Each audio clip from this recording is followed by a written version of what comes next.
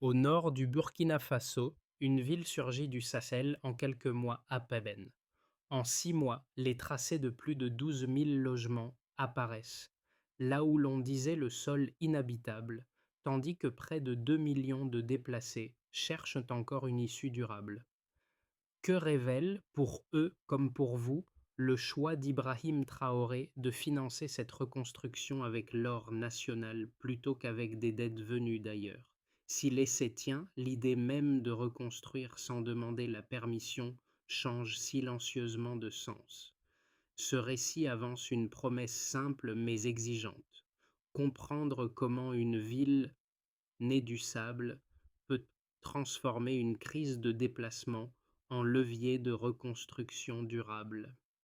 Le bénéfice pour le lecteur est précis: saisir en une dizaine de mots l'enjeu réel d'un modèle fondé sur la maîtrise locale. Cette promesse n'a de valeur que si les risques sont posés d'emblée. Le projet peut échouer si l'organisation communautaire faiblit, si les ressources nationales se contractent ou si la coordination entre acteurs civils et techniques se délite. Dans ce cas, les fondations inachevées deviendraient le symbole d'attentes déçues et la confiance collective s'éroderait. À l'inverse, si le rythme de construction et de participation est maintenu, chaque maison, chaque école, chaque point d'eau peut ancrer une nouvelle manière d'habiter et de décider ensemble. L'enjeu dépasse donc la technique. Il interroge la gouvernance, la cohésion sociale et la capacité d'une société à se relever sans attendre l'aide extérieure. La question directrice est posée: que se passe-t-il lorsqu'une communauté choisit d'agir avant de demander?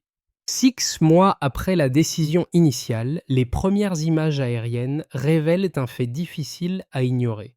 Plus de 12 000 logements sont déjà tracés et en cours de construction dans le nord du Burkina Faso.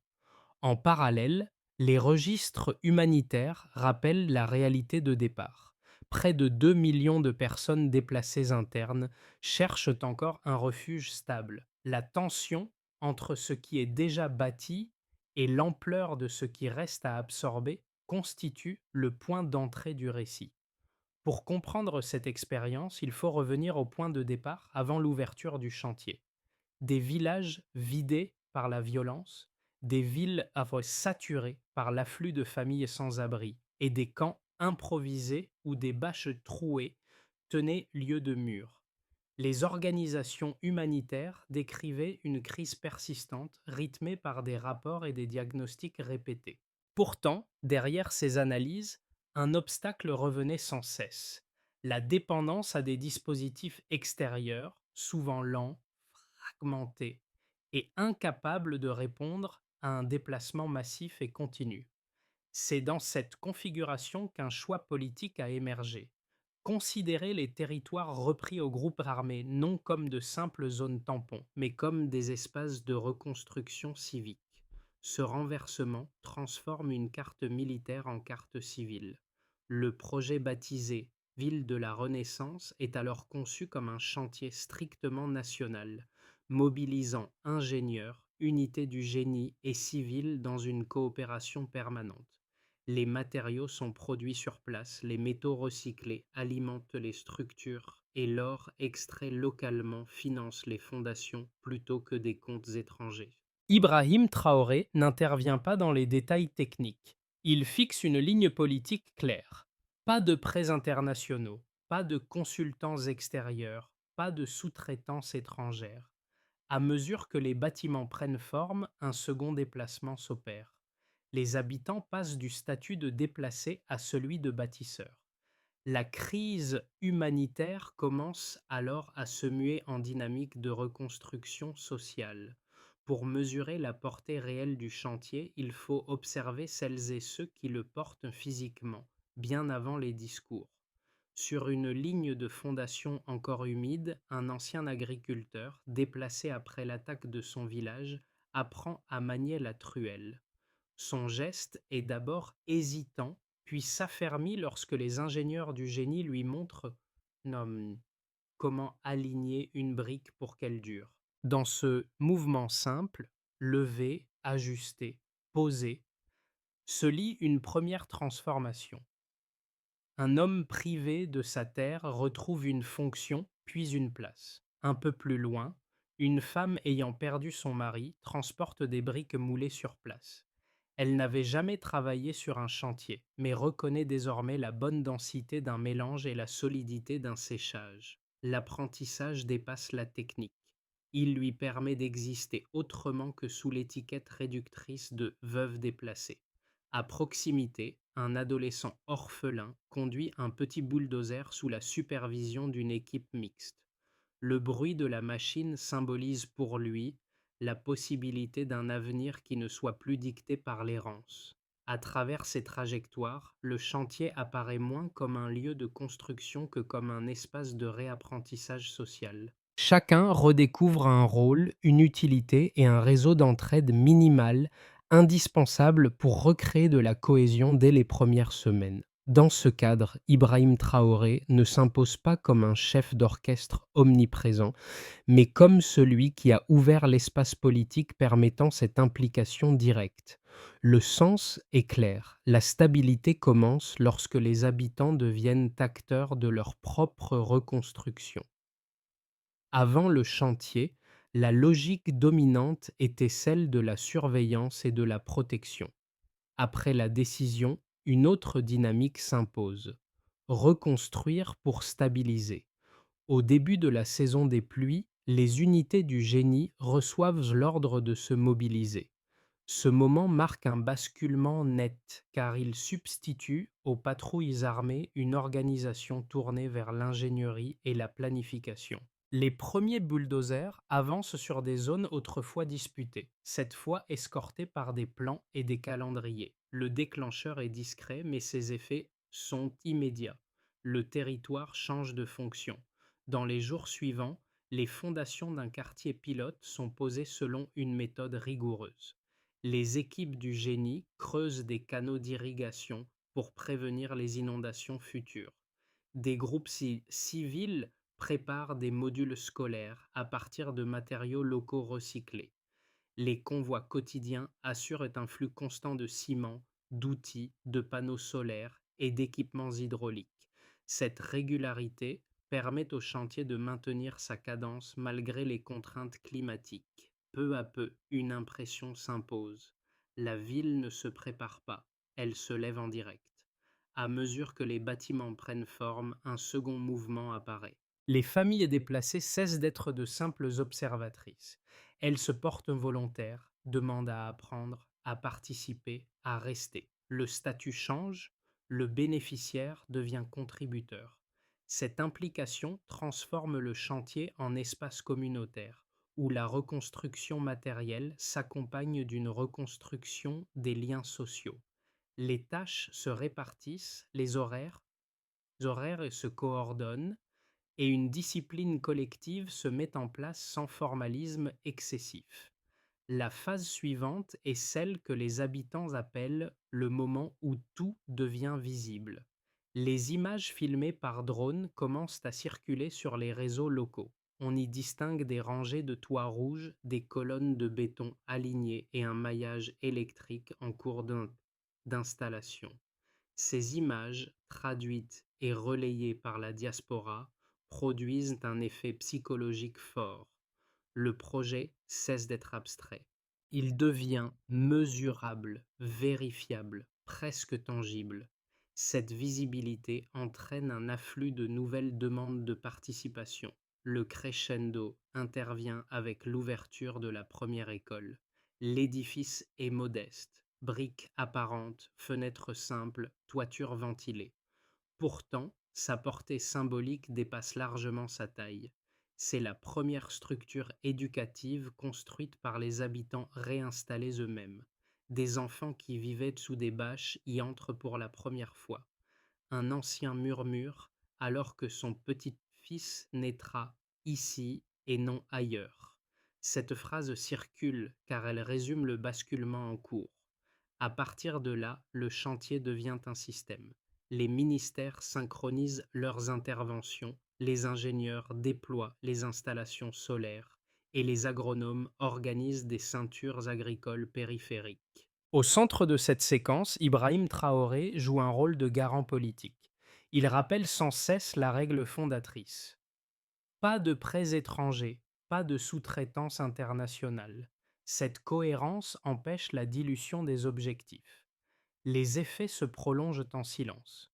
Des habitants s'organisent pour la maintenance, des règles communes émergent, et la ville commence à fonctionner comme un corps vivant.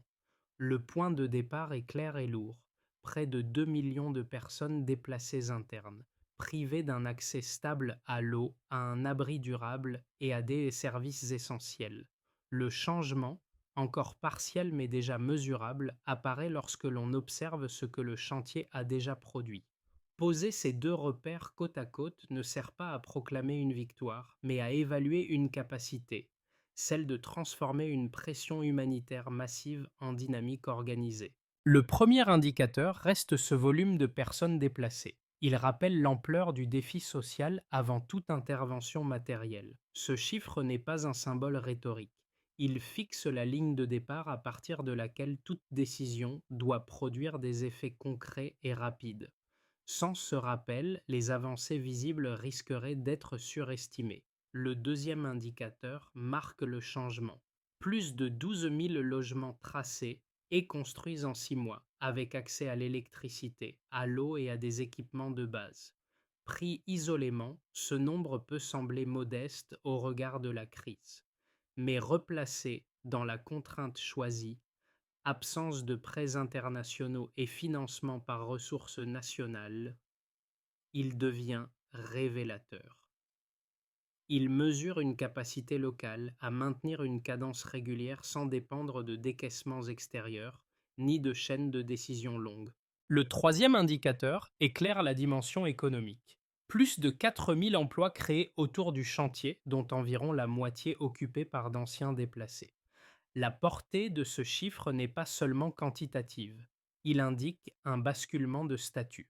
Le bénéficiaire d'une aide potentielle devient un acteur productif intégré à un circuit de travail et de compétences. Cette transformation réduit la dépendance et renforce la stabilité quotidienne. À partir de ces trois repères, la lecture change d'échelle. Les logements ne sont plus seulement des unités construites, mais des cellules sociales où se réorganisent les routines familiales. Les emplois générés ne se limitent pas à un revenu temporaire. Ils créent un tissu économique local capable de soutenir l'entretien et l'extension des infrastructures. Quant aux personnes déplacées, elles cessent d'être définies uniquement par leur vulnérabilité et commencent à peser sur les priorités du projet par leur participation. Les infrastructures associées, écoles, cliniques, points d'eau, réseaux solaires, renforcent cette cohérence. Chacune pose une question opérationnelle simple. Qui entretient? Qui décide? Qui répare? C'est dans ces réponses que se mesure la solidité du modèle. Sous l'impulsion d'Ibrahim Traoré, l'autonomie n'est pas présentée comme une posture idéologique, mais comme un mécanisme observable et vérifiable. Les chiffres montrent le mouvement, mais c'est leur évolution qui importe. Baisse progressive de l'errance, hausse de la participation, stabilisation des flux locaux. Ainsi, derrière les données se dessine une dynamique qui ne repose plus sur l'attente d'une aide extérieure, mais sur une mobilisation interne continue. La question n'est plus seulement combien a été construit, mais si cette capacité peut être maintenue et étendue sans rompre l'équilibre social créé. Deux critiques principales émergent lorsque le projet est observé depuis l'extérieur. La première porte sur le risque d'isolement politique. Selon cette lecture, une reconstruction menée sans supervision internationale pourrait réduire la transparence, accroître les marges d'erreur institutionnelles et fragiliser la capacité du pays à absorber des chocs futurs. L'autonomie financière, sans garde-fous multilatéraux, serait alors perçue comme une contrainte potentielle si les ressources nationales venaient à fluctuer. La seconde critique concerne la place des forces armées dans le processus. Pour ses détracteurs, une ville coordonnée par le génie militaire pourrait masquer une centralisation excessive du pouvoir. Ils craignent qu'un tel modèle, même animé d'objectifs civils, débouche à terme sur une verticalisation des décisions, où la participation communautaire ne serait qu'un habillage symbolique. Ces arguments méritent d'être examinés avec sérieux, car ils pointent des vulnérabilités réelles. Toutefois, les éléments issus du terrain invitent à nuancer. D'abord, la gouvernance locale repose sur des conseils de quartier composés d'habitants réinstallés, de femmes et de jeunes. Ces instances débattent publiquement des priorités immédiates, comme l'emplacement des écoles, l'organisation de l'eau ou la gestion des espaces communs. Les décisions y sont discutées et votées, ce qui limite le risque d'un pilotage uniquement vertical. Ensuite, le contrôle des ressources financières s'appuie sur des institutions nationales indépendantes, notamment la Cour des comptes du Burkina Faso. Les flux liés au chantier, issus de revenus miniers et de budgets publics, sont identifiables et dépourvus d'intermédiaires étrangers, ce qui facilite leur traçabilité. Enfin, l'observation quotidienne du chantier montre un niveau d'implication des habitants difficilement compatible avec une logique de contrôle total. La maintenance des infrastructures, l'organisation des tâches et la résolution de problèmes mineurs sont largement assumées par la communauté elle-même. Dans ce cadre, Ibrahim Traoré apparaît moins comme le centre d'un pouvoir concentré que comme le garant d'une ligne politique laissant place à des mécanismes locaux. Le débat ne se situe donc pas entre autonomie et contrôle, mais dans la capacité à maintenir durablement des espaces de participation et de vérification. C'est cette continuité, plus que la présence ou l'absence d'acteurs extérieurs, qui déterminera la solidité du modèle. Au cœur du chantier circule un principe simple. Une maison n'est pas seulement un abri, mais une arme douce contre le chaos. À partir de cette idée, la construction cesse d'être une réponse humanitaire ponctuelle pour devenir une stratégie de stabilisation par la vie quotidienne. Les quartiers en formation ne sont plus perçus comme des alignements de logements, mais comme des unités capables d'absorber les déplacements et de recréer un tissu social continu. Le changement se lit dans des gestes ordinaires. Des familles plantent des arbres autour des nouvelles habitations. Des bénévoles se relaient pour entretenir les points d'eau. Des jeunes organisent la distribution et la maintenance de l'électricité solaire. Ces initiatives ne sont pas imposées par un règlement central. Elles apparaissent lorsque les habitants considèrent l'infrastructure comme la leur. Le projet bascule alors d'un modèle fait pour vers un modèle fait avec. Dans cette phase charnière, Ibrahim Traoré intervient moins par des annonces que par une clarification du sens. Construire, ici, revient à réduire durablement la vulnérabilité collective.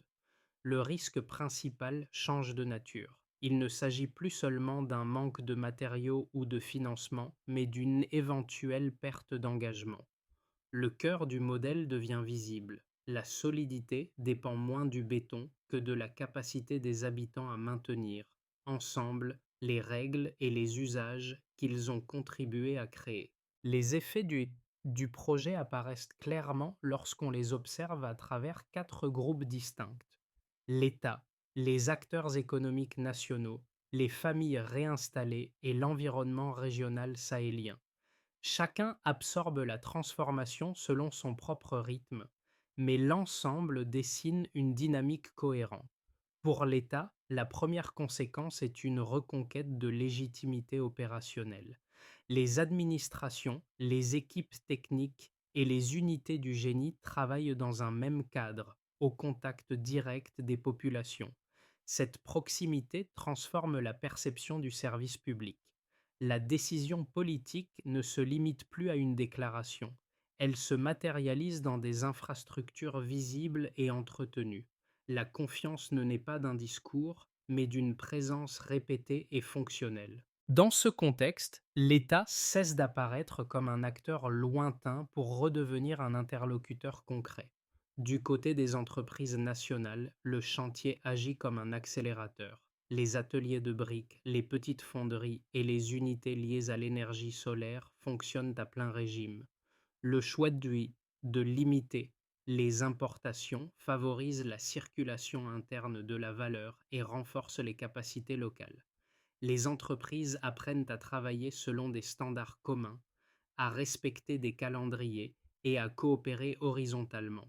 Cette structuration progressive crée un écosystème productif plus résilient, moins exposé aux chocs extérieurs et plus apte à investir dans la durée. Pour les familles réinstallées, l'impact est d'abord disposer d'un logement stable, d'un accès à l'eau, d'une école et d'une activité rémunérée transforme la vie quotidienne. Les enfants retrouvent une routine scolaire. Les adultes reconstruisent des repères sociaux et professionnels. Les femmes prennent une place accrue dans les instances de quartier. Les anciens deviennent des référents pour les nouveaux arrivants. Ce tissu relationnel, recréé progressivement, contribue à atténuer les traumatismes liés aux années d'errance. À l'échelle régionale, le projet suscite une attention croissante. Des délégations venues de- du Mali, du Niger et de la Guinée observent le fonctionnement de ce modèle de reconstruction sans recours aux prêts internationaux. Elles y voient une tentative de réponse à des problématiques similaires de déplacement et de fragilité institutionnelle. Cette curiosité régionale génère une forme d'émulation, où la souveraineté se conçoit comme une capacité pratique plutôt que comme un slogan. Dans cette lecture à plusieurs niveaux, Ibrahim Traoré apparaît comme le point d'ancrage politique qui garantit la cohérence de l'ensemble. Son rôle n'est pas d'orchestrer chaque détail, mais de maintenir la règle fondatrice qui structure les choix. Ainsi, ce que rapportent désormais certaines séquences de certaines informations relayées sur le Burkina Faso n'est pas seulement une initiative de plus, mais l'émergence d'un précédent observé au-delà des frontières. Les conséquences du projet ne se limitent donc pas à une ville nouvelle. Elles redessinent les relations entre institutions, économie et société dans une région en quête de stabilité durable. À l'horizon des 6 à 12 prochains mois, trois trajectoires plausibles permettent d'évaluer la marge d'évolution du projet sans prétendre prédire l'avenir. Elles servent surtout à tester la robustesse du modèle face à des conditions variables. Dans le scénario de base, la dynamique actuelle se maintient.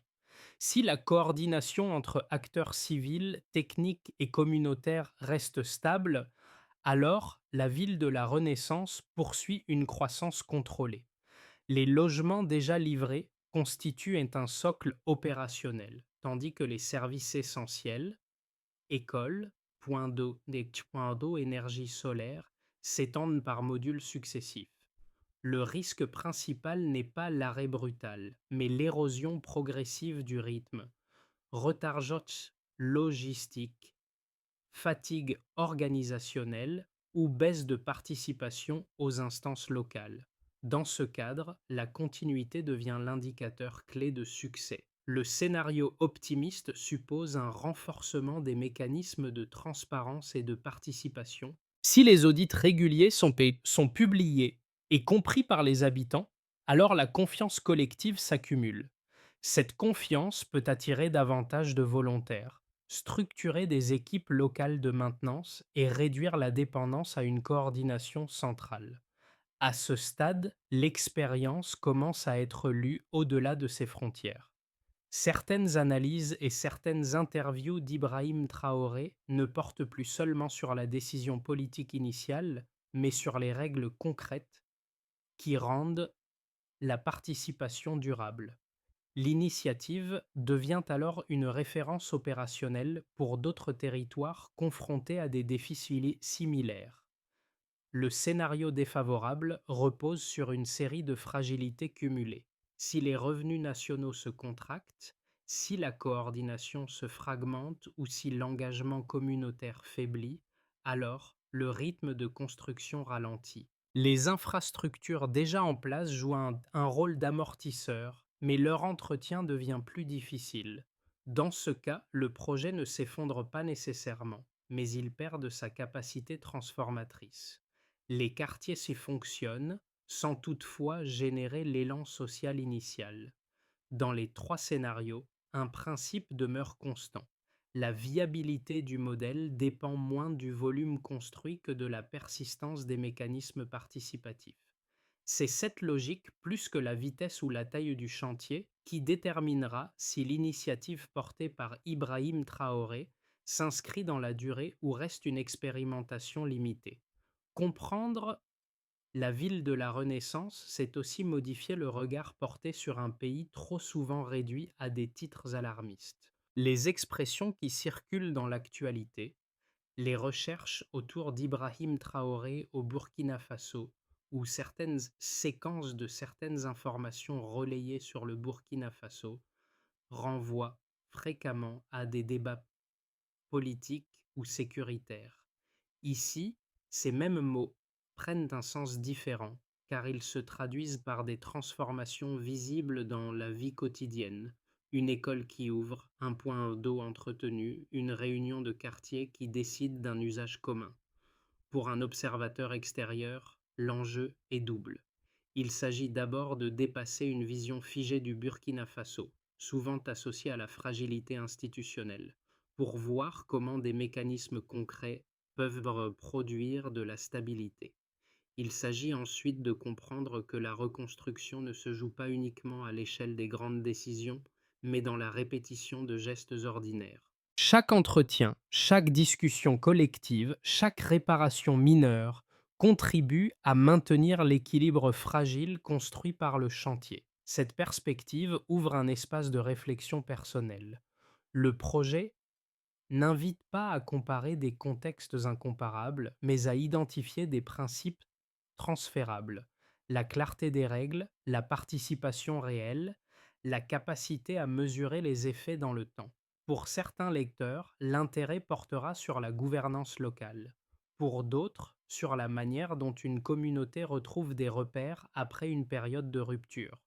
En suivant cette expérience, chacun est confronté à une question simple mais exigeante. Qu'est-ce qui, dans nos propres environnements, empêche ou facilite l'engagement collectif sur la durée? La ville de la Renaissance agit alors comme un miroir partiel, révélant que la stabilité n'est jamais donnée, mais construite et entretenue jour après jour. Pour que la dynamique engagée se transforme en modèle durable, plusieurs étapes doivent être structurées autour d'objectifs mesurables. Il ne s'agit pas de réinventer le chantier, mais de consolider les mécanismes qui ont permis son lancement et sa stabilisation initiale.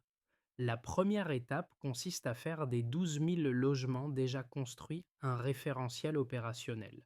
Des audits techniques et sociaux réguliers doivent être publiés afin de maintenir la transparence et d'identifier rapidement les points de fragilité. Cette documentation évite l'idéalisation et renforce la capacité de correction. La deuxième étape vise l'extension contrôlée. De nouvelles zones sont identifiées, mais leur développement repose sur des brigades locales du génie civil, formées et évaluées selon des cycles trimestriels. Les indicateurs portent chaque sur la qualité des structures, le respect des délais et le niveau de participation communautaire. La troisième étape concerne l'approvisionnement. Les ateliers de briques, les unités de recyclage métallique et les installations solaires sont intégrés dans des partenariats publics structurés. Chaque région doit disposer de capacités propres pour réduire les coûts logistiques et limiter les dépendances.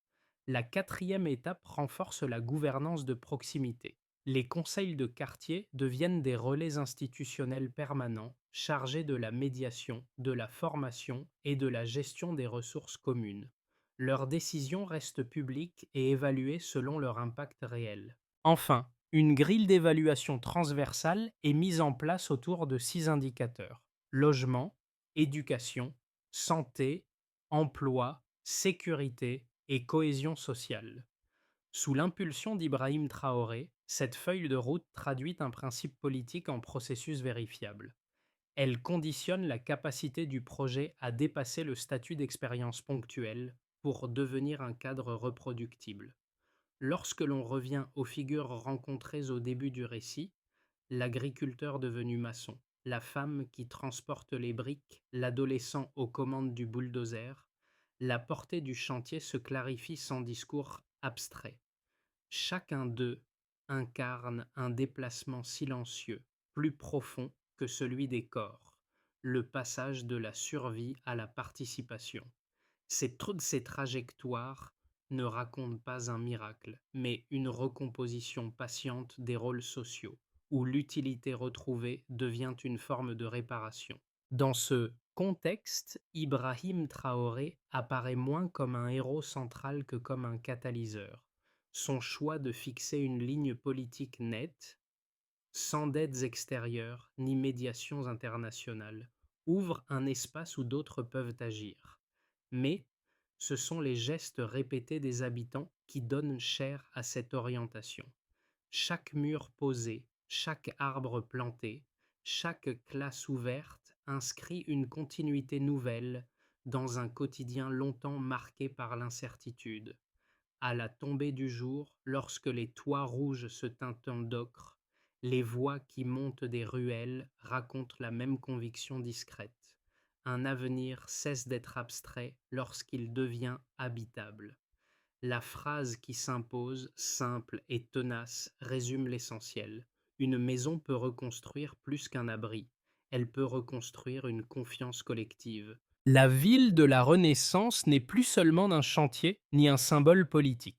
Elle devient un point de référence pour celles et ceux qui observent le Sahel de loin, souvent à travers des récits fragmentés. Les recherches associées à les recherches autour d'Ibrahim Traoré au Burkina Faso renvoient fréquemment à des prises de position ou à des débats de souveraineté. Ici, l'enjeu est différent. Il s'agit d'examiner comment des règles simples, appliquées avec constance, peuvent produire des effets durables dans la vie ordinaire. Ce récit n'invite ni à l'admiration automatique ni à l'adhésion idéologique. Il propose une autre posture: suivre les mécanismes, observer leur évolution et confronter les promesses aux usages réels. Partager cette histoire, c'est contribuer à élargir le champ de ce qui paraît possible lorsque la reconstruction s'appuie sur des capacités locales et une participation continue. Pour le lecteur, trois gestes restent ouverts. Identifier ce qui, dans le modèle présenté, inspire confiance. Pointer ce qui, au contraire, mérite d'être surveillé avec prudence. Proposer un indicateur simple permettant de juger l'évolution du projet dans le temps. La question finale demeure volontairement ouverte. Lorsque des communautés cessent d'attendre la permission d'agir, quelles responsabilités nouvelles doivent-elles apprendre à porter pour que l'élan ne se perde pas?